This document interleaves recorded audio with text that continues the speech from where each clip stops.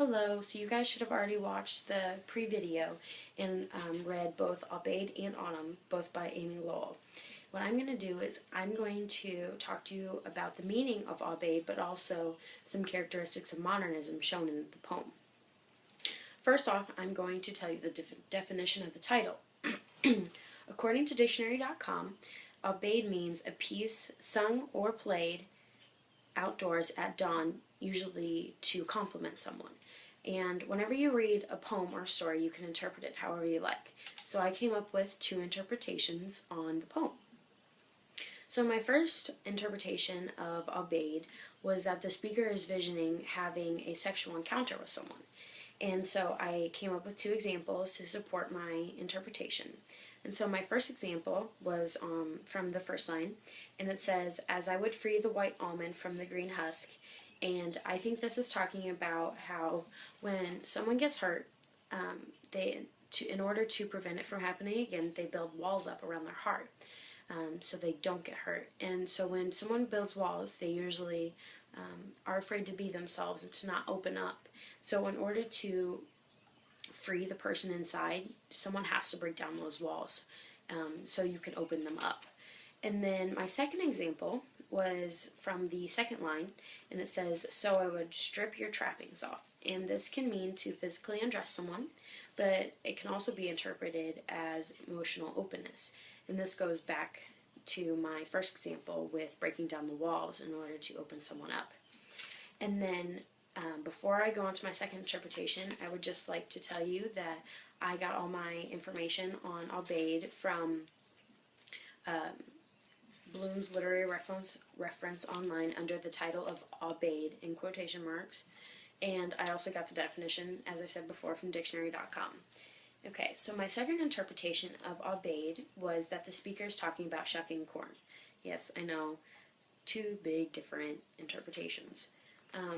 So my first example was that the first two lines talk about peeling the external covering of the corn cob off, which is the husk, and you have to peel it off to reveal what's underneath of it.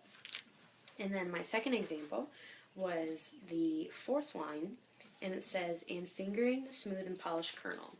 And I think that this means that underneath all of the tough covering around the corn lays a wonderful gem, and this gem is the corn kernel.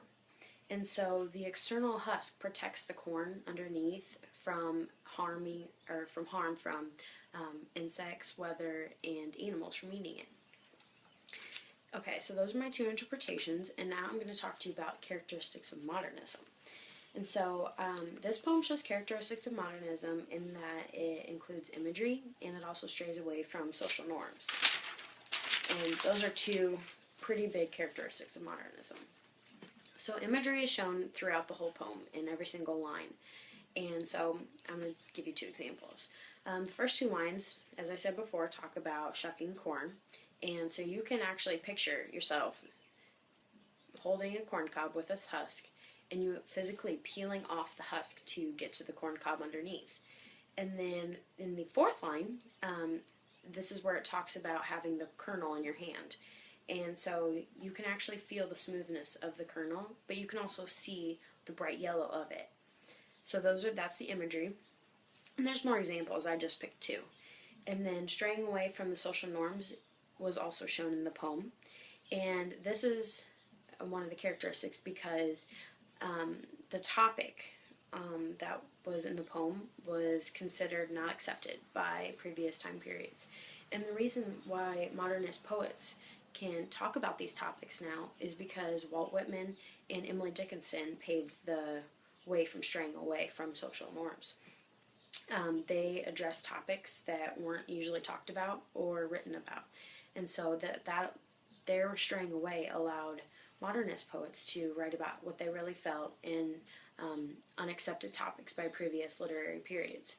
And I hope you enjoyed this, and I hope you can walk away with a better understanding of both the meaning of Aubade by Amy Lowell and also modernism. See ya!